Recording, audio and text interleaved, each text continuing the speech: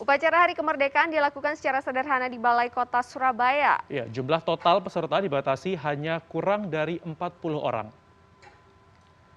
Tidak seperti saat sebelum pandemi, tidak ada keramaian yang mencolok dalam upacara Hari Kemerdekaan Indonesia di Balai Kota Surabaya ini. Keterangan Humas Pemkot menyebut jumlah seluruh peserta hanya kurang dari 50 orang. Dan itu pun sudah termasuk personel militer berjumlah 8 orang. Dan semua peserta upacara mengenakan masker dan menjaga jarak.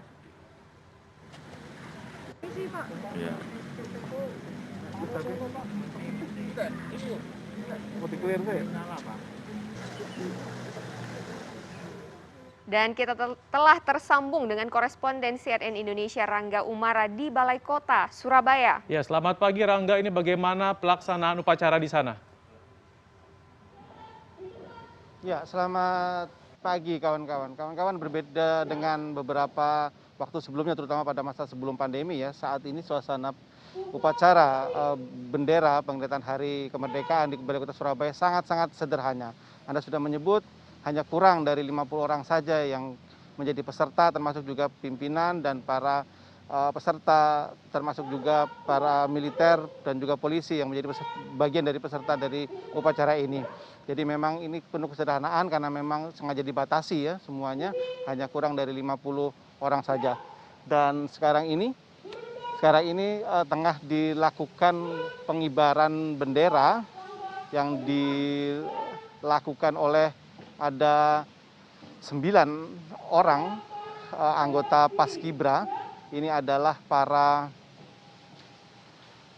siswa-siswa SMA dari beberapa sekolah di Surabaya yang sudah diseleksi sejak kurang lebih 3 bulan yang lalu.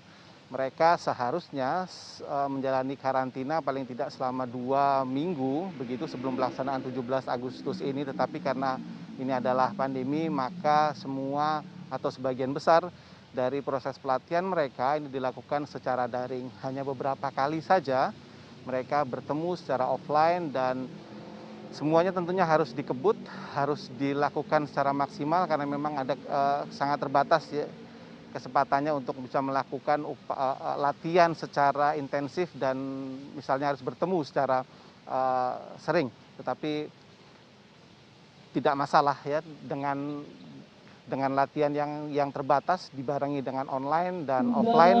9 orang siswa-siswa dari sekolah swasta dan negeri di Surabaya ini sanggup melakukan upacara pengibaran bendera. Nantinya juga ada 9 orang lagi yang akan melakukan upacara penurunan bendera pada sore hari dan kemudian mereka akan biasanya akan dijamu begitu oleh Wali Kota Surabaya untuk sebagai cara ataupun itikat untuk ucapan terima kasih dari pimpinan di Kota Surabaya ini. Nah, secara umum memang terlihat sederhana ya, tetapi sebenarnya di tempat-tempat yang lain ataupun di UPTD yang lain ini juga dilakukan upacara yang sama. Mereka merujuk kepada upacara yang ada di Balai Kota Surabaya ini yang disiarkan begitu secara live streaming dan mereka juga mengikutinya secara online di kantor masing-masing, tapi tentunya tidak banyak. Dan kita dengarkan lagu Indonesia Raya terlebih dahulu.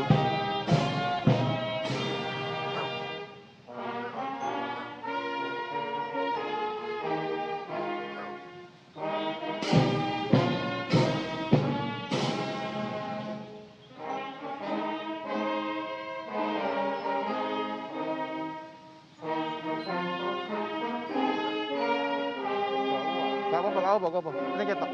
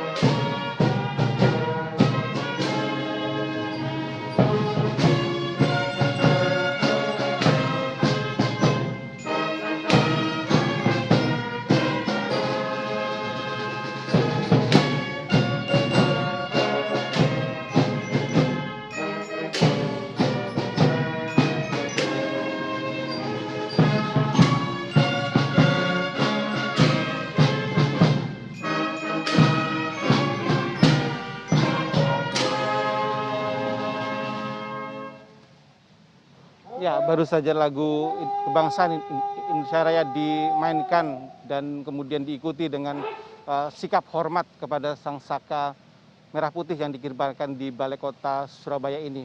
Dan kawan-kawan, ini adalah sebuah perayaan yang sederhana di tengah keprihatinan tentunya, terutama di kota Surabaya yang selama ini mencatat sebagai kota salah satu dari 3 besar kota terbanyak dengan kasus positif COVID-19 di Jawa Timur. Saat ini kita mungkin sudah bisa bersyukur ya, karena ada beberapa penurunan kondisi COVID-19 terutama di kota Surabaya dan Jawa Timur. Data-data dari berbagai tempat menyebutkan bahwa bor atau tingkat keterisian kamar di Jawa Timur sudah turun kurang lebih 60%, kemudian di Surabaya bornya juga sudah turun, ada 25 rumah sakit rujukan juga sudah turun menjadi di bawah 50%, bahkan satu rumah karantina tidak ada lagi yang menempati di sana. Lalu kemudian rumah sakit lapangan salah satu rumah sakit lapangan di Surabaya juga sudah kosong, tidak ada lagi pasien di sana. Bisa kita lihat juga di IGD di rumah sakit Surabaya juga sudah tidak lagi penuh dan sesak oleh antrian para pasien positif COVID-19 yang mencoba menanti mendapatkan pertolongan. Sekarang sudah mulai clear semuanya. Meskipun demikian, meskipun kemudian Surabaya juga sudah turun menjadi zona oranye ya, tetapi memang mereka masih masuk dalam level 4 ya, sehingga memang harus PPKM-nya harus diperpanjang sampai sampai kurang lebih minggu ke depan. Ini tentunya memang harus menjadi semangat bagi warga kota Surabaya. Semangat kemerdekaan ini juga harus diikuti dengan semangat untuk lebih patuh terhadap protokol kesehatan agar kondisi yang sudah lebih baik ini bisa kemudian di hari-hari berikutnya akan bisa jauh lebih baik lagi, kawan-kawan.